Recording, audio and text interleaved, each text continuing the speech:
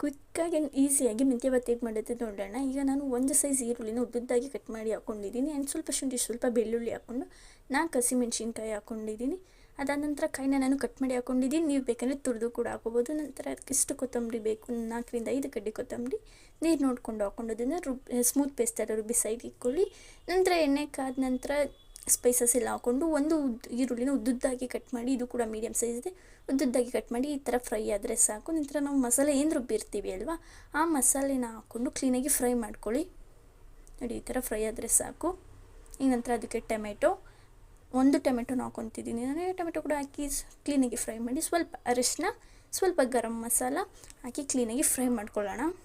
So ಈಗ ಮೆಂತ್ಯ ಸೊಪ್ಪನ್ನ ನಾನು ಈ ಥರ ಕಟ್ ಮಾಡಿ ಇಟ್ಕೊಂಡಿದ್ದೀನಿ ಸಣ್ಣಗೆ. ಅದನ್ನು ಹಾಕಿ ಮಸಾಲೆ ಜೊತೆ ಮೆಂತ್ಯ ಸೊಪ್ಪು ಕ್ಲೀನಾಗಿ ಮಿಕ್ಸ್ ಮಸಾಲೆ ಜೊತೆ ಅದು ಕ್ಲೀನಾಗಿ ಇದಾಗಬೇಕು.